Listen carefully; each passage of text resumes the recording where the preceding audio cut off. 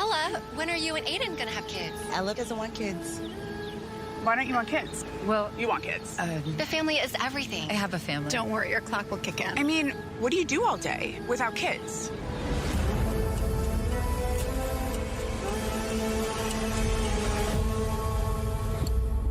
We've been through this a million times, and I'm happy, with or without kids. I really wish I believed them.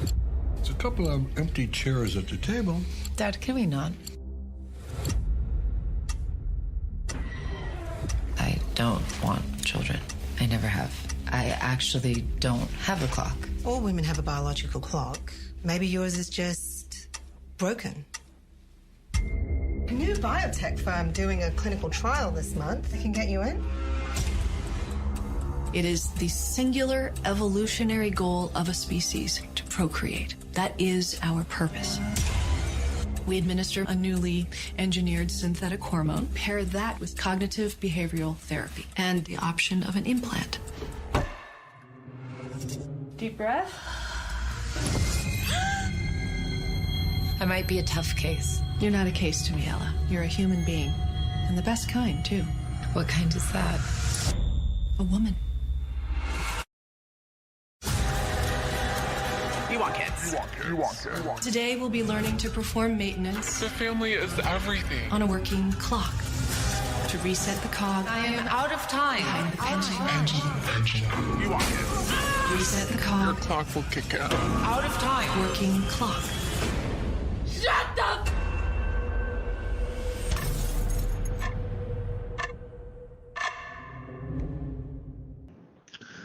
Hello, everybody, and welcome to the latest episode of Fresh Cuts. This is Mike joining me as Mr. Venom. What's up, Venom? How are you? Greetings and salutations, baby crazy ladies. Yeah, I'm doing pretty well. How the hell you doing, Mike? I'm doing pretty good, despite my hometown team just being eliminated from you. Well, my hometown team was eliminated from the NHL playoffs last night. The Kings lost to Edmonton. So yeah, it's just not a good sports weekend, I'd say. Yep, and the quickest out off my mind was watching a horror movie immediately after. So, yeah, it helped. Also joining us, it's Don and Ellie. What's up? Yeah, what's going on? Always happy to be here. All right, well, this week it was back to VOD, week off from theatrical. And, kind of funny coincidence that the movie, or the name of the, it was kind of coming down to last minute to hurry up and find something. You could say the clock was ticking on had left to hit the movie in time. Just make the damn watch already, Mike. Stop beating around the bush to make it. Ooh. If you have to work this hard to make the pun, stop trying to force one. I didn't even have to work hard at all. Actually, it was 100% appropriate. I'd do it again. But this week we're talking about Hulu's Clock. The kind of synopsis off IMDb. The film by writer-director Alexis Jacknow will follow a woman's desperate attempt to fix her broken biological clock. Interesting. All right. So, Hulu original. What we thought about it. So, starting with general thoughts, Venom. What did you think about Clock? This was an interesting little movie. I'm not going to say that it was necessarily great. I had a decent time with it. I will say that it's an incredibly frustrating watch, at least for someone like me, to have to watch all of these people, all of these shitty friends and family that our main character has, and why they are all so fucking fixated on her womb and her, ability to have a child and her desire to have a child. It's like, I've never as a 50-plus-year-old man who does not have children and married a woman who also never wanted children, I don't understand why it's everyone else's business that she doesn't want to have a child. Fuck you. What business is it of yours? The only people who even mildly have a right to say anything are her husband and her father, and even what they can say should be limited, because ultimately it's a woman's fucking body. And if she has fears of childbirth, then just let her deal with it in her own way. And if she doesn't want to have kids, then fuck it. It seems like the husband was aware that she didn't want kids right from the start, so it was definitely more her friends and family. But so that's the frustrating aspect of the movie. Now, there is some really cool symbolism and iconography throughout the film. There is a sequence in a deprivation chamber, a sense deprivation chamber, that has some pretty cool symbolism in it. One pendulous baby fetus that actually kind of threw me back for a loop a little bit. Overall, the movie starts out pretty solid. I have issues with the third act. Like, sometimes it feels like the movie doesn't know whether it wants to be a psychological thriller or it wants to be a horror film. Like, they'll throw in horror elements that end up meaning nothing by the time the movie is over, ultimately. So really, this is really just under the surface, really just more an issue of mental health than, society's look at how, a woman should be. I know we discussed it with the Vivarium episode we reviewed like 3 years ago or something, where, that movie kind of has the same themes in there, where it's a young couple trying to subvert society's expectations for them, but obviously failing miserably. And this movie is kind of the same thing. I mean, our character's a 37-year-old woman who seems like she's very happy, has a very full life. Yet every single goddamn person in her life is like, when are you going to have a baby? When are you going to have a baby? When the first thing out of my mouth is, what the fuck business is it of yours? If anybody ever asked me that. So again, being a guy, not having to deal with that kind of pressure of, friends asking you, when are you going to have a kid? Maybe I don't understand. So like I said, as I'm watching the movie, I'm just thoroughly frustrated for our main character, and understand partially why she made the decisions that she made throughout the movie. Obviously, everything goes, the shit hits the fan eventually in the film. But by that point, the film kind of lost me, and I kind of had lost interest by that point. I just wanted to finish the movie to finish it, not because I was interested in how the story was going to end. So overall, a very well-made movie, beautiful cinematography, great score, nice iconography and symbolism throughout. Even the sets, like the hospital, the clinic that she was at looked really nice. The house that she lived in was really cool.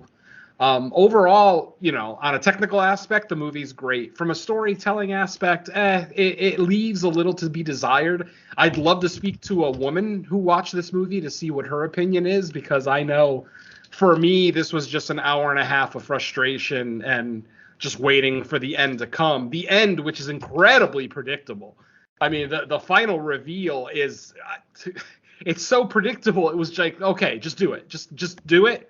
It's kind of like with The Stylist, if you remember. The Stylist was a movie that we all loved, but we saw the ending coming. We knew the ending, 30 to 40 minutes before the movie even ended. We knew how it was going to end. And this movie is the exact same way.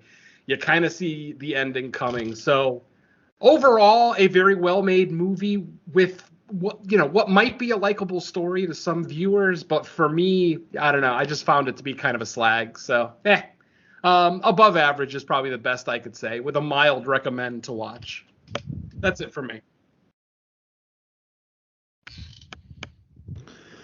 All right. How about you, Don? Yeah, I'm kind of right in the same boat with many of the same issues here. I do like the setup. I didn't have the kind of issues about, whether or not it was their business or not. It was just my point of, it's just a means of getting the story going about visiting the doctor and visiting, the clinic and all that. So, yeah, I see where Venom's coming from with, what business of it is yours. But my rationale was just always, it's just the means of getting the story progressing, which...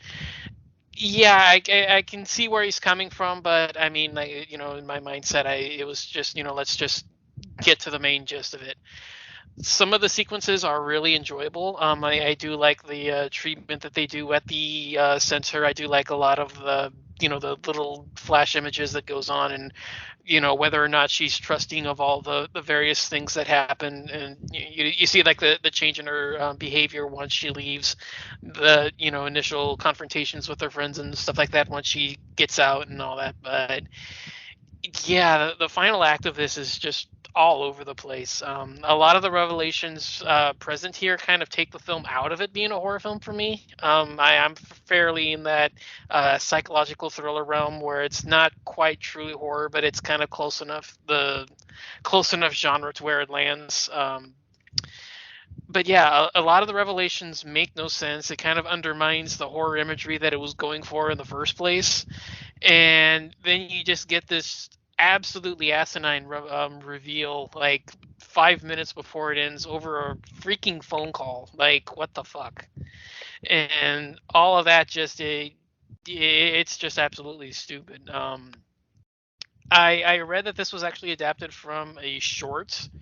So the same I don't know if the actresses are the same, but it's the same director.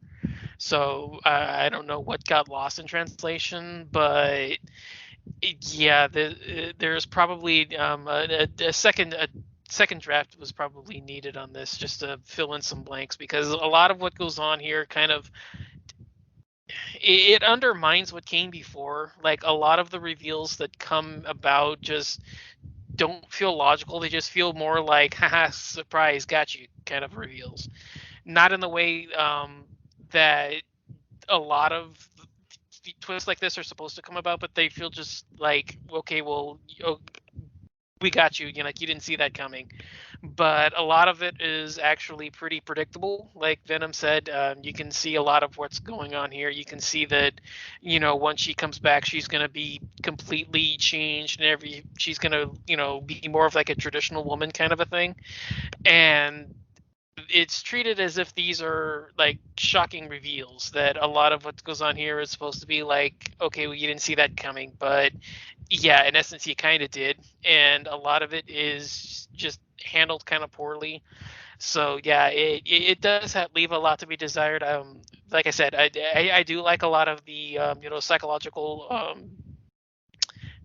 I'm really kind of struggling with the proper term here, and I don't want to use like psychological tortures for like her unwillingness to go along with the traditional feminine mindset of being a mother, and like a lot of the issues that she has that just manifests as like these strange visual flashes or like freaky scenes that just pop up in her head. I mean, I don't know if like the proper term for that would be, and psychological torture is kind of like the closest one I can think of. But yeah, what was that? Voluntary indoctrination is one I think of. Yeah, I don't know if that truly explains it. I mean, I know where you're coming from, but yeah, like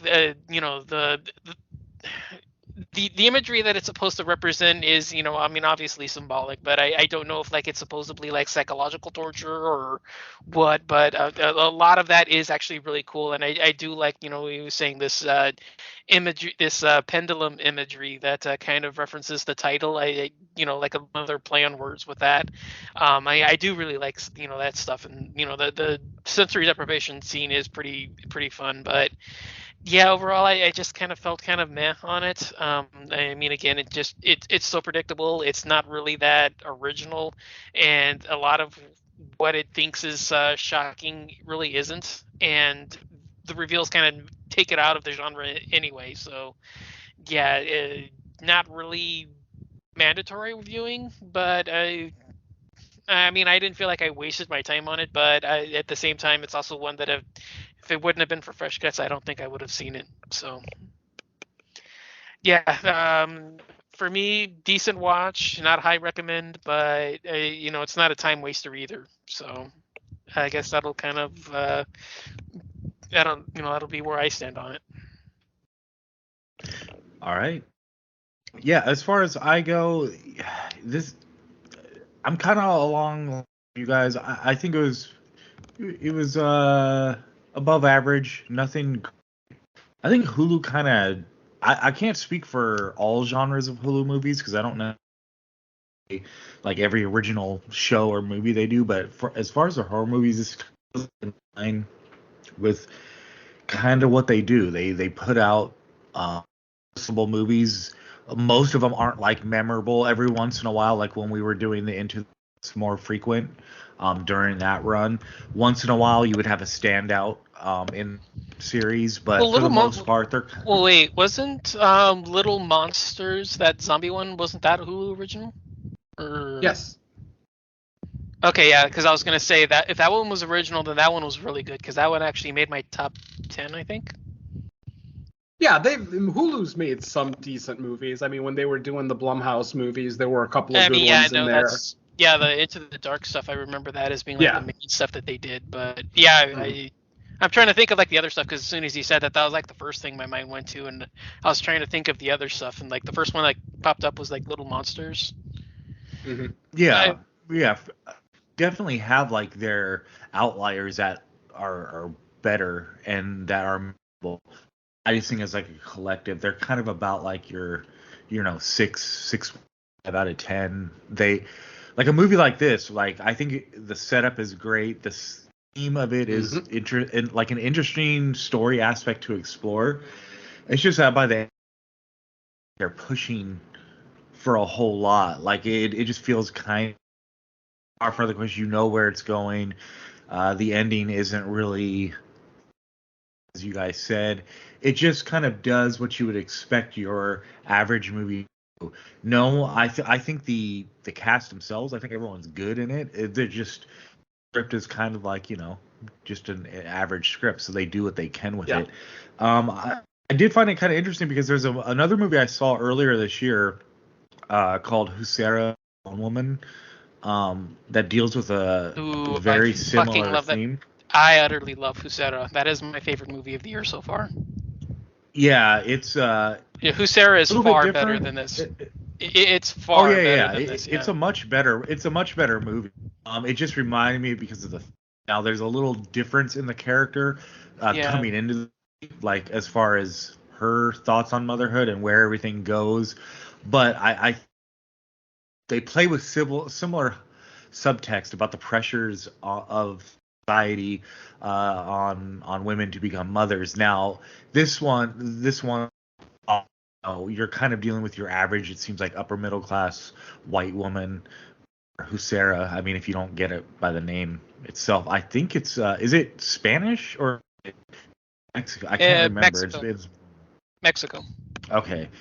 Yeah. So just by that, you get like differences in like culture and so I thought it's very interesting where that one goes. I has even more to say where this one, the way everything wraps up in Clock, like by the end of it, not much has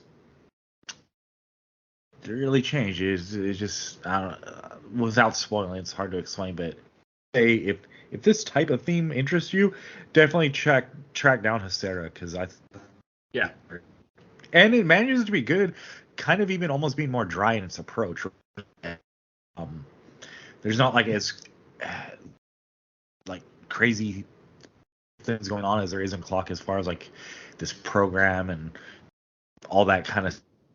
I just think Husera is excellent, and sorry that I had so much time on my general thoughts speaking about another movie, but that just says, but like it's still probably worth your time. I mean, it's not a bad movie, especially like Venom said. It's a shame that if we would have known further ahead of time that we were doing Clock, maybe I would have tried to get like a few. But this was more a last minute thing that came up. So it's just three dudes talking about this story. But I would say middle of the road movie. I mean, it's on Hulu, so if you got Hulu and you like horror, check it out because I mean that's kind of what we do. I didn't really even know this one existed days ago when I was just kind of looking around for potential things that. What else can I say? Yeah, like I said, I like the cast. And that's probably it for general thoughts. Middle of the road movie. say check it out on Hulu. Venom, back to you. Yeah, see, I was excited for this movie for the first act of it. I thought the concept was different. I also tend to like movies where the protagonist goes to like a clinic or a spa or some kind of retreat to help him or herself, because those usually turn into good mindfuck movies, and this one just doesn't really get there. I mean, there's a lot of symbolism in here, which, as I've said, probably would mean more to a female viewer than a male viewer, but at the same time, it just, the story just fizzled out as the movie went along. Like, literally, the movie just got less and less interesting as the acts went by. The first act was pretty good. Second act was okay. Third act just leaves you kind of flat. And like I said, the finale pretty much hinges on this one event that occurs in the film. And like I said, it's not really that much of a twist, because most savvy horror fans are going to know exactly what happened in the scene in question, which obviously I can't really get into here if you haven't seen the film. But yeah, there's one major scene where, it's an unreliable narrator situation where, we're seeing the scene through her eyes, but it's still incredibly obvious to a seasoned horror fan what's happening in that scene. So by the time we get to the reveal, it's like, well, yeah, that's not a fucking reveal. I already figured that out. And then she goes and does what she does to end the film, and it's like, okay, so what the fuck was the point? Like, I'm completely lost on the point of this movie. Again, I understand this movie isn't for me. I am a male. I don't have kids. I've never had a desire to have kids. So this movie is absolutely not for me. So, that's really all I can say, is that, the movie just didn't really speak to me. So I can't really praise it. I wasn't riveted for an hour and a half. I wasn't like totally invested in this woman's story. I mean, I liked her so much better in the first act, when she seemed almost like a self-realized person, where she understood, my life is in its prime. I have this great husband who I've been married to for 10 years. I have this awesome career that I've been busting my ass for. I'm about to start my dream job in said career. Like, this woman is literally living the dream, but because she doesn't have any kids, everybody else looks at her as a sad case. And that is such a shitty fucking mentality that, a parent looking at someone who isn't a parent saying, oh, your life would be so much happier with kids in it. How the fuck do you know that? How on God's fucking green earth do you know someone's life is going to be better with the kid just because yours is? That's selfish bullshit. That's indoctrination. You want to talk about, pedophiles and drag queens potentially grooming people? This is fucking grooming. This is society grooming women into believing they have to be little baby factories to have any sense of value in their life, and that's fucking bullshit. And here I am, a creature with a penis, and I'm pissed off about it. So yeah, sorry, but this movie just kind of wore on me after a while. I just got so frustrated with the general mentality of this film. And again, I'm an older man with no kids, so again, I understand this movie's not for me, but god damn it, put something entertaining in it. The only scene that potentially could have been bloody and gory, we don't even get to fucking see, so, or I should say we see it through the eyes of an unreliable narrator, so we don't even get to see all the good shit. So yeah, this movie just really, really falls flat for me by the end. And then you get like a little epitaph there at the end that's supposed to be some poignant little scene, kind of reflecting a story that her father mentions multiple times in the movie. But it's like, that was just bad. That just how they ended it, I just felt was really, really bad. And then, of course, the director, having to stick herself in the film. I mean, obviously, this isn't a very popular, ultra popular director, so it's not like you're going to recognize her right away. But if you watch the film, the girl that our main protagonist shares a cigarette with outside is the director of this film. That's Alexis Jacknow. And I'm actually, I don't know, I'm almost surprised this movie was directed by a woman, because it is a very female-centric movie, absolutely. But the ending is so, I don't know. it's almost like they're proving the point that if you don't want kids, you're broken, which is something that's mentioned multiple times in the movie, that this woman needs fixing. They use the word fix multiple times in this movie. And I'm thinking, there's nothing fucking wrong with this woman whatsoever. You're the motherfucker that needs fixing. Just leave this woman alone and let her live her she was living her best fucking life, and because of all this shit being thrown at her by her friends and family, she goes and fucks up her perfect life, with the intention of having a child. So yeah, by the time we get to the end of the movie, I'm just so frustrated with the director, the writer, just everybody involved with this thing, the people in it. And it was actually great to see Melora Hardin again. For those of you who are fans of The Office, Melora Hardin was, of course, Jan, who was at one point Michael Scott's boss and then girlfriend. I'm always a big fan of her because she always plays a really good bitch. Her character in this one isn't necessarily that much of a bitch. I mean, she's a doctor who's very set in her ways, but it doesn't really come off as ultra bitchy the way that Jan does. But still, great to see the actor because, I enjoyed her and I haven't seen her in a long time. So it's always great to see her. But yeah, for all the few things that this movie does well, it does about 4 times as many things wrong. So, and of course, personal opinion. Somebody might watch this and think it's a 10 out of 10. And if they do, I want to speak to that person. Not to get into an argument. I just want to truly understand, maybe there was something about the movie that I missed being a childless male, So, I don't know. I'll leave it at that, I guess, for now. Anything else you guys want to bring up before we get into our walkthrough?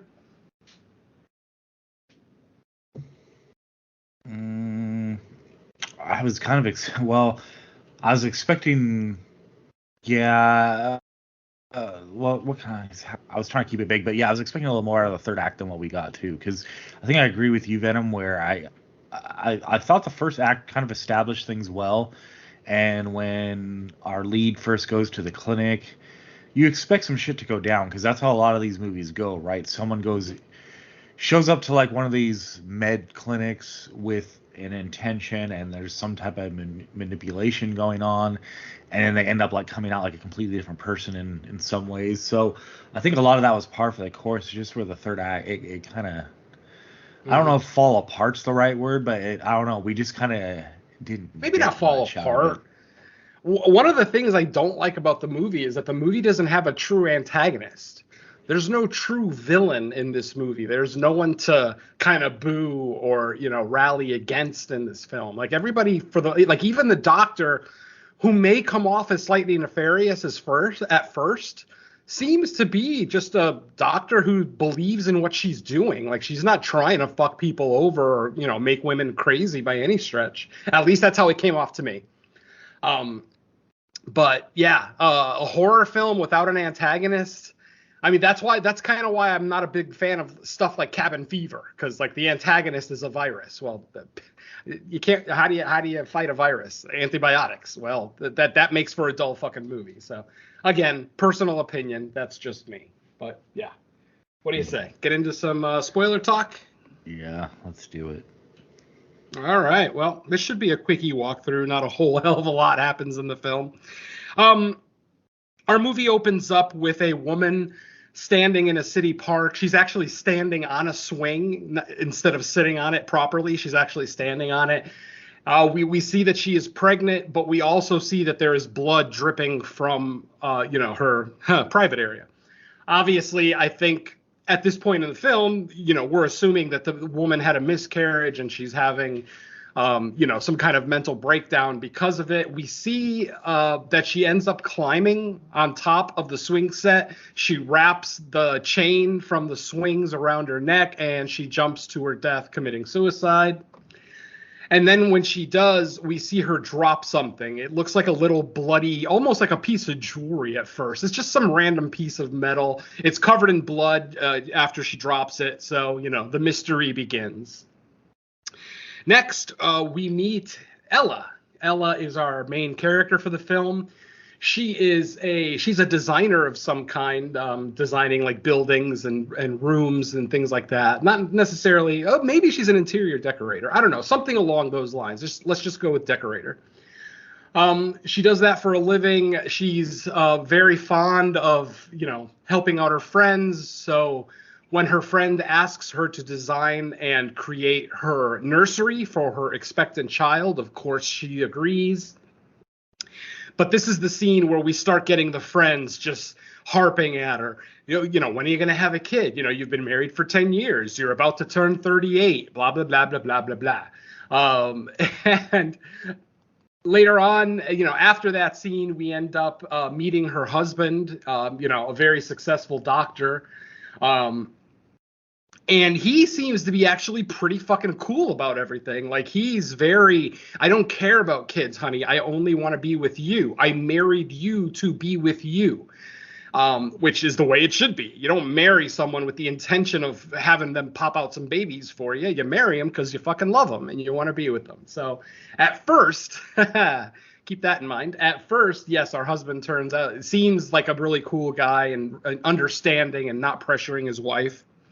Now, the pressure that she is getting is from her father. We later meet her father, who is a Hasidic, well, maybe not a Hasidic Jew, but he's a very devout Jew. He maybe wears the Orthodox. Maybe Orthodox. Orthodox, yeah, that's a better way to put it. So yeah, he's obviously, old school. He wants her to pop out babies as much as possible, and he even talks about the story of how, it's almost he even says it in so many words. It's almost your responsibility to continue the bloodline. And he even says, like, he flat out says to her, which really got me pissed off at him, that our bloodline ends with you because you don't want to have a kid. I'm like, what a fucking selfish piece of shit this guy is. Instantly, I already hate everyone in the movie who's given this woman shit for not having a kid. Anyway. Throughout the film, I'm sorry. I was just agreeing. Sorry. Yeah, no, it's just, like I said, this movie is easily the most frustrating film of 2023 for me thus far. We'll see. I don't think it never got to Darren Aronofsky's Mother levels of frustration by any stretch, but it did almost get there. It almost hit Greta levels of frustration, but not quite. Anyway, so her father tells her a story about how not just the family, but humanity relies on procreation, that, she should be having a kids, not just to continue the name and the bloodline, but to honor the generations past, honor your grandmother, your great-grandmother. He even talks about going all the way back to when the first fish crawled out of the water to become the first primates on Earth and blah, blah, blah. He's literally laying all of human existence on this poor woman's shoulders and basically saying, it's almost like he's implying the world will end if you don't have a fucking kid. It's so disheartening to see a father, an older Jewish father, usually a very loving man, and to see this kind of treatment to his only child, mind you. Now, I'm an only child, so I can definitely relate to this. People telling me, oh, well, you're an only child, so you have to have kids, or your parents will never be grandparents. Well, guess what? Not only was I lucky enough to find a wife that didn't want kids, my mother has no interest in being a grandmother. At 74 years old now, she has zero interest in being a grandmother, and I love that about her because it puts no pressure on me whatsoever to have kids. And obviously, my wife and I are both in our 50s. Kids are out of the question at this point unless we adopt. Anyway, enough of Mr. Venom's life. Back to the movie. So, the father basically guilt trips her throughout the film. She eventually ends up seeing a fertility doctor to get like just a general checkup, her annual checkup. It might be a gynecologist, actually. I don't know. Again, female doctors. I don't know. And after the checkup, she says that she's worried because she's about to turn 38 and her biological clock hasn't started ticking. Like, she doesn't have the desire to have a baby, and she's worried that it's not normal. To the point that even the doctor looks at her and says, well, maybe your biological clock is broken. God, it's just more frustrating dialogue in this film. Eventually, the doctor ends up recommending a facility where she can go and supposedly they can kind of work with you both mentally and physically to get you out of that non-desire to have a child. In other words, it's going to make you baby crazy. And we all know how these camps that try to change people work. I mean, yeah, because no one's ever gone to a gay conversion camp and then killed themselves afterward, right? Does sound familiar, Christians? Mm-hmm. Okay. Anyway, so she ends up taking the advice. She ends up going to this facility. This is where she meets Dr. Simmons, like I mentioned earlier, played by Melora Hardin. And she basically gets the introduction, basically lets her know that through prescription medication and therapy, we basically will get you to the point where you actually do want to have kids. And I'm thinking to myself, isn't that just brainwashing? Like, did she just volunteer to be brainwashed? I just don't understand what's actually happening at that point. But again, societal pressure, familial pressure, everybody in her life pressuring her to have a kid. So to an extent, I understand why she looked into it. As it turns out, the facility and the program isn't really all that nefarious. There is some prescription drugs that do have certain side effects, hallucinatory side effects. And during a session that she has with the doctor, one of the first sessions, they have this, it's almost like a Rorschach test, the ink blot test, but it's very different. Like she basically puts down these like metal plates on a table in front of Ella, and they have like little weird spots on them. And basically the doctor then gives her some quote unquote medication. And within a few minutes, she starts to see things kind of form in the ink blots on the paper. The first thing that she sees is a tall woman, a very tall, thin woman dressed in all black. She doesn't recognize the woman. She doesn't know who it is. So, that's kind of a mystery right now. The second thing that she sees is a family of spiders dead. They're all dead with their legs curled up. And she specifically calls them a family, which is kind of interesting. I don't know that most people would look at a bunch of dead spiders and call them a family, but, let your Freud mind go wild with that one for a little bit. And then the third thing that she sees is a grandfather clock. Now, the doctor asks her do you have any explanation on what these are? She has a very specific explanation of the spiders. She says that the spiders almost, to her, seem like they're representing the Holocaust. Of course, she is a Jewish woman. The Holocaust, is a major kind of point of contention for all Jewish families, whether there's people in the family who survived the Holocaust or not. And obviously, in this particular family, her grandmother did survive the Holocaust. The grandmother's gone by this point. We don't actually meet her in the film. So from there, the doctor asks her about, the whole point of the spiders is that to her it represents dead Jewish people. The way that in the Holocaust the Nazis would kill Jews and then just pile them up. Because she said she saw a pile of dead spiders. And I don't know, they don't really look like a pile from what we see.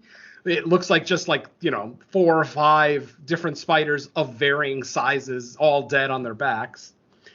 And then the doctor asks her, okay, well, what about the grandfather clock? And she's like, my father has a grandfather clock. It's the only thing that survived the old world, the only thing that they brought over to America from the old world after escaping the Nazis. And so, she understands what that symbolism is, kind of symbolizing, the family's history, everything that they've gone through in the Holocaust, blah, blah, blah. But like I said, she has no idea who the tall woman is. Eventually, she has to take a sensory deprivation session. For those of you who don't know, a sensory deprivation tank is this little isolated pod. Usually there's water inside of it so that the person inside can kind of float with their own natural buoyancy. But then it's totally dark. There's no lights. There's no audio, hence depriving the person of their senses. And they're supposed to, go on some kind of journey or find out information about themselves, hallucinations, whatever the case may be. In this particular case, they actually play a video for her. There's like a little video screen inside of the pod. And they actually play a little video, and this is where it gets crazy, because the video that they're showing is basically Dr. Simmons talking about fixing a clock. She literally is talking about the tools that you need, how much time it's going to take to fix the clock, things like that. But then what we're also seeing are flashbacks of babies being born, not flashbacks, but flash images of, babies being born, very graphic images of baby, close-ups of the birth canal and everything else. And then we get that spectacular image that I mentioned earlier of the pendulous baby fetus. Basically, what we see is Ella standing on a gurney, on top of a hospital gurney, and she has a newborn fetus hanging outside of her vagina, but still connected by the umbilical cord. And the baby is literally swinging like the pendulum on a grandfather clock. So, hence the pendulous fetus I mentioned earlier, one of the cooler images in the film. Obviously, signifying, again, the biological clock, the whole theme of this entire movie, time, ticking, everything else. Throughout the film, too, I forgot to mention that Ella hears like the ticking of a clock mysteriously. At one point at the clinic, she ends up taking the batteries out of the clock in her room because the ticking is driving her crazy. And then, we'll have a ticking clock scene a little bit later on coming up here. Let's see, where are we? And then one day when she is, the deprivation tank, I'm sorry. Basically, after a few minutes in the deprivation tank, she starts to freak out. Ella starts to freak out, and there is an emergency release button inside of the pod so that no one actually gets trapped in there. She ends up hitting the release button, the pod opens, and there, standing in front of her, is a tall woman wearing all black, like creepily tall, just awful, tall, skinny, all in black, just very witchy looking, And then as the film continues, she'll have multiple encounters with the woman. At one point, as she's driving away from the clinic, she actually sees the woman in the middle of the road. Has a little bit of an episode, closes her eyes, counts to 10, says that she's not real, opens her eyes, and of course she's not in the road anymore. But then we get the inevitable jump scare as the camera turns to the side. There's the woman right outside the driver's side window, kind of screaming at her with an impossibly large gaping mouth, which was kind of a mildly cool image, nothing too crazy. But as it turns out, the woman was actually a construction worker in the road, not a construction worker, a truck driver who was trying to flag down people because he had a flat tire. So obviously throughout the film, it's determined and very obviously pointed out to us that the medications that she's taking are causing hallucinations. She's lying to her doctor because her doctor's asking her, are there any side effects? And she's lying because she obviously wants the process to work. The doctor ends up upping her dosage of that medication. She was taking 200 milligrams a day. Now she's going to be taking 300 milligrams a day. And obviously, we got to figure the hallucinations are going to get crazier because she's lying to her doctor about them. And then we get to what I guess is she also has a weird egg obsession after coming home from the facility. Like, she actually comes home and throws like a half dozen eggs in a frying pan, but then instead of actually frying them, she just starts eating them raw right out of the pan, which is kind of weird. Later on, we see that she took the rest of the eggs that were in that carton. She puts the carton in the freezer instead of in the regular refrigerator part.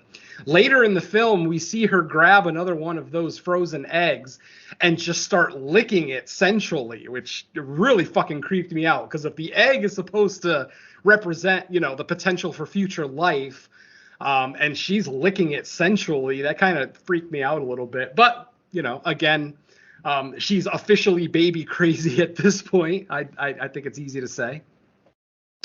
Let's see, what comes first? I think the grandfather clock comes first. So basically at one point in the film, Ella's father calls her and says, I've fallen and I can't get up. No laughter, please.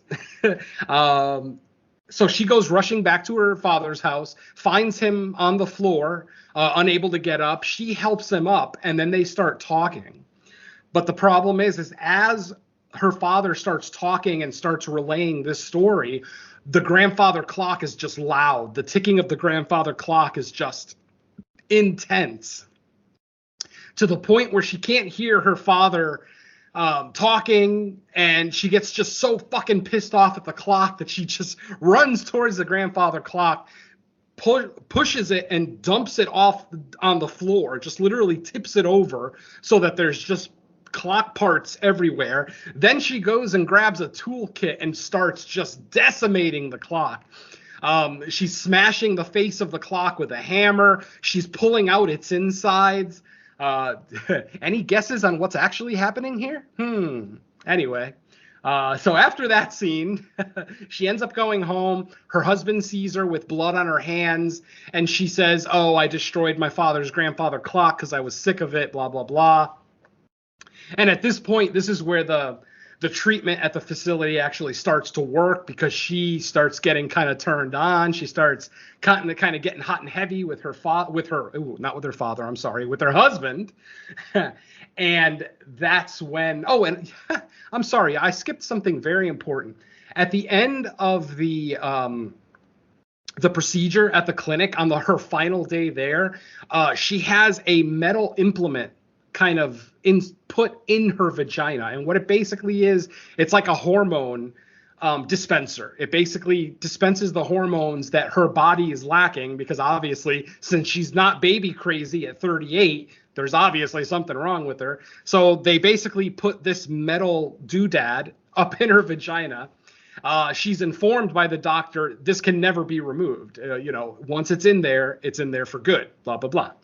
It's almost like the reverse of a IUD, right? Yeah, exactly. I'll go with that. So after destroying her father's grandfather clock and then coming home, she starts getting hot and heavy with her husband. Her husband gets naked, pulls out his junk, and he goes to insert, and he starts yelling like, what the hell? There's something sharp in there. And that's when we, in all its glory, we see the husband's penis fucking bleeding. I did not need to see a bleeding penis today. I can assure you that. But there it is. I saw one.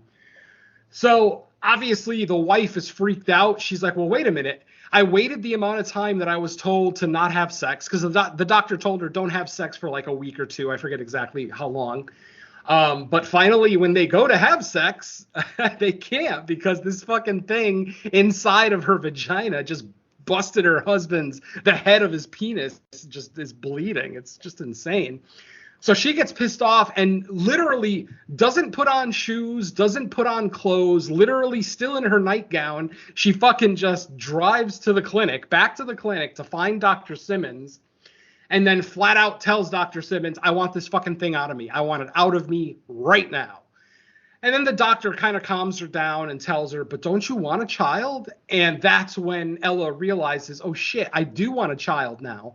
The therapy actually worked. I actually want a child now more than anything. So, of course, the doctor's like, all I did was exactly what you wanted me to do. Ella finally is like, you know what? If you're not going to take this thing out of me, I'm going to take it out myself. She pulls out a set of bloody pliers. Remember the bloody pliers? She pulls out a set of pre-bloodied pliers, literally jams them up in her vagina and pulls the device out. When she pulls the device out, it obviously cuts up her insides pretty bad, because she starts bleeding very badly, very reminiscent of the woman in our cold open, who, as I mentioned, was holding this mysterious piece of metal in her hand, this mysterious bloody piece of metal in her hand before committing suicide. So now Ella she's pissed off, and just as she decides to leave the clinic, because, she's already basically pulled the thing out herself, so she doesn't need her doctor anymore. Just as she's about to leave, 3 police units show up. 3 police cars show up, and they're looking for Ella. I wonder why. Ella sees this. She hears one of the cops asking her for her name, and that's when she takes off. She basically jumps in her car and takes off, and the police give chase. Why are the police chasing her, I wonder? Well, during the police chase, she receives a phone call from her husband, and her husband tells her, I'm at your father's house. I called the police. And she's like, why would you call the police? Because I destroyed his clock? And then that's when we get to see the scene again, but this time as it actually happened, not with the unreliable narrator. What actually happened was, while she was at her father's house helping him get back up, he starts telling a story of regret, how he regrets forcing her to try to have a child. And he talks about how I want to cherish every moment I have left with you. I'm an old man and I don't have much time left. And then she basically starts to freak out. She's like, no, I went through all this shit. I mean, she doesn't say these things, but in her head, I'm thinking she's like, no, I just went to this clinic. I went through all of this fucking bullshit just so that I finally would want a child. And now you're telling me I don't have to have one. And she absolutely snaps. So obviously, as you know, when she's destroying the clock, she's actually destroying her father. We see her bashing her father's face in. We don't see any of the gore, unfortunately. We do see a little bit of intestine. If you remember, I mentioned that she was pulling out clock parts during that scene. When we see it, you know, without the unreliable narrator, we see that it's intestines and innards and other shit that she's actually pulling out while screaming at what she thinks is a grandfather clock. I have skipped a bunch of her hallucinations throughout the film. She's had hallucinations with spiders, more hallucinations with the tall black woman. Oh, I forgot the tall black woman, the tall woman in black. I forgot to tell everybody who she was. Eventually, right before the scene where the father falls down, he finds a picture of his mother, who is, of course, Ella's grandmother. And Ella's never seen a picture. I mean, she's seen the picture, the close-up picture of her grandmother on the mantle, but that's the only picture she's ever seen of her. This picture is a full-length shot of her, and it shows that she was incredibly tall. She was a very tall woman, and she starts to realize, oh shit, that's my grandmother who's been kind of stalking me, and you know, all this time, blah blah blah. So back to the end of the film. She's on the phone with her husband. The husband tells her, I called the police for what you did to your father. She at that moment, like all the truth comes flooding in. She realizes, oh shit, I really am fucking insane. I just killed my own father thinking it was a grandfather clock. So she basically pulls over on the road, appears to give herself up to the police. The police cuff her. They're about to put her into the squad car, but then she gets away from them and runs towards a cliff and jumps off the cliff. The movie at that point fades to black, you know, so for a couple of seconds, you think that's the end of the film, but then we actually do get an epitaph. And what we see is we see Ella at the bottom of the cliff that she just jumped from, but she has no damage on her body, no blood whatsoever. We even get like a long shot showing her entire body on the rock, and there's literally no blood anywhere. So I'm pretty sure they're implying this is the afterlife, because it just doesn't make sense that she jumped off a cliff and has no damage whatsoever. And then just as she wakes up and tries to get up, she sees a fish climbing out of, you know, kind of walking out of the water with his fins, his makeshift legs, you know, like that primordial fish that first came out of the water to be a land mammal. And that's where the movie ends. It just ends with that symbolism of, you know, the start of another cycle. This is how humanity started, that first fish that came out of the ocean who would later, you know, evolve to be the first primates. So there you go. That's Clock 2023, my friends. Do with that information what you will, because like I said, I'm sure if you have a vagina, this movie means a lot different things than it does to anybody with a penis. So rock on, ladies. Yeah, I am wondering if the end was supposed to either be the afterlife or what, because I had the subtitles on and it said splash, but I guess you could still hit the rocks even if you hit some water too. Oh, valid. Yeah, I mean, she could hit the rocks first and then body parts fall into the water. Yeah, we hear the either splash, way, that but we don't fall is see tough her. To survive. Yeah. Exactly. And if she did hit the rocks, then it's almost a guarantee. But yeah, like I said, the mere fact that she's not wet, she has no blood on her, no damage, no injuries. In fact, she looks better than she did before she jumped. That should be kind of a telltale sign also. So yeah, she sees, I don't know if that's her finally understanding what her father meant with, the story of the primordial fish, or if it's just her living her hell. Maybe she's in hell and she has to live there and hear or live out her father's story that he told to her multiple times as her punishment. I don't know. Your interpretation is as good as mine, I think. Yeah, I was surprised we actually got a full shot of the husband's junk when he. God, in a Hulu movie, I'm like, straight on bleeding penis. Just not only is it awful to look at, it hurts. Yeah, I really didn't need to see that. I mean, I'm fine with it in stuff like Pieces or something like that, where it's kind of funny. But I mean, something like this, no. I mean, you could have just told us that your dick was bleeding. We would have believed you. We didn't need to see it. I mean, yeah, you hear the crunch, he pulls out and he says, "Fuck, I'm bleeding." I mean, Jesus Christ, that would have been perfectly serviceable. Exactly. So yeah, there you go, folks. That's Clock 2023. A pretty well-made movie. It's just a matter of if the storytelling works for you. Yeah. All right. Well, with that said, let's find out where else we can be heard, what's new before we get out of here. So, Venom, do you have something new for everyone to be told about? Nothing new since we recorded the main show. Obviously, we just did the main show 3 days ago. Creature Comforts episode 16 is still the latest episode there. We look at Tremors. Crystal Lake Gift Shop episode 3 is still the latest episode of that one. Mike and I will get off our ass and actually start doing episodes of that one again, because I really do want to get back into it. I don't want that to be a forgotten podcast. Let's see. I did a guest spot on Kill the Cast with my friend Jerry Herring, Jay Murph, and Mr. Parka, Dave Parker, where we discussed zombie films, our favorite zombie films, and also 2 or 3 different criteria for zombie films. So, we basically do a list, and then we do kind of a discussion section where we talk about some of the more important zombie films, the most critically acclaimed, things like that. So that's the latest episode of Kill the Cast, which is available on Spotify. So go ahead and check that out.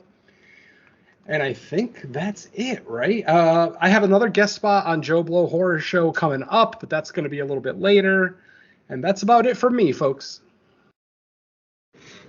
All right. How about you, Don? Pencil in, because this is probably going to be a long one. So latest episode of Creature Comforts is available. We, look at Tremors, which was a blast. Plans are in motion for a new episode, which should be recording soon, I believe. But word on that to come. I actually got called up to the majors and did my second show with the main group. I'll save that for a while. I'll let that be a surprise and give Mike something to talk about, because he usually has nothing. I have a bunch of guest spots coming soon. It should be. About the 2 I've been talking about. The Stu World Order show with Red 2 and the Road to Nowhere episode on Fulci. But I also have another one that should be coming out or recording soon. I don't have the full details because the agreement has been made to do the show, but no recording date has been set. But I'm going to be joining the DVD Infatuation podcast. Now, the thing with this one is that the show is just going to be 6 films you've never seen before, which for me, I'm doing genre fare. I know what the host of the show is doing, but we'll discuss that more when it comes out. But my picks for that show are going to be 6 films from genres I love as a sort of get to know me kind of a thing. So I'm going to be looking at various films and various genres that are going to kind of encapsulate who I am as a movie fan and everything about that. So that'll be quite a bit of fun. And lastly, the latest episode of Horror Countdown is available. I look at the top 10 scariest masks, which was pretty fun and kind of an interesting topic. So, maybe some expected, heavy hitters out there, maybe some new ones you've never heard of, or, stuff like that. But yeah, go ahead and give that one a listen.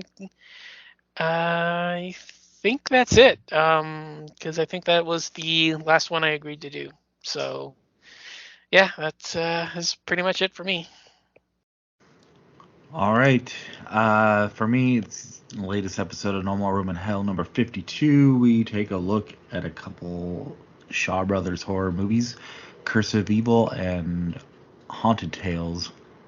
And as Don alluded to, he was our guest on that episode. So we got all four core members of kind of like the No More Room in Hell Presents umbrella on there. So that was a fun time. And that should be, if you're listening to this episode of Fresh Cuts, that probably will be out within a day or two of that. So you got something else to listen to. And yeah, that's it for me. Some summer series prep, but those won't be recording for a while. And yeah, that's it. Venom, is there anything coming out in the theater this week? Do you know? Not really. I was gonna go see that shark movie that opened, because I know it didn't open nationwide. Black Demon, I believe, but it is playing out here, and it's playing right now. But I didn't get a chance to see it because it's only showing on one screen at a weird time, like at 2:30 in the afternoon or something, which is kind of an odd time for me. I'm either sleeping or playing poker at 2:30, so I'm gonna try to check it out this week. But as far as national releases this week, I don't believe we have one now. Isn't the next one Boogeyman? Yeah, I believe so. Yeah. That's what? I think it's first week of June, isn't it?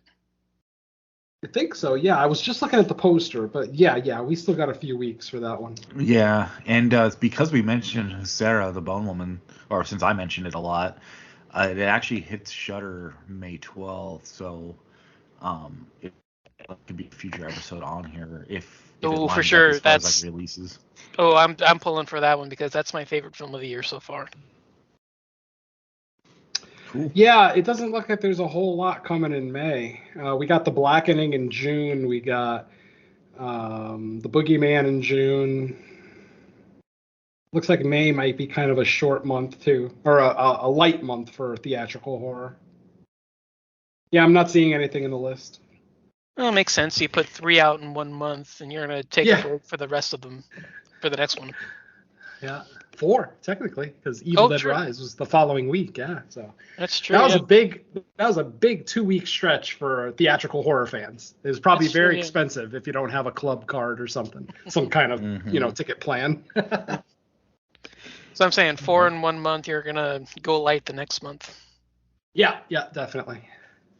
Before ramping up for the October, the glut of October horror films that we'll get. Exactly. Cool. All right. Well, in that case, we will wrap this episode. Thank you, everyone, for listening. We will catch you in about a week's time with a new one. So until then, let's say bye to our listeners. Later. It's none of your goddamn business if someone doesn't want to have a kid. Leave him or her alone. Peace.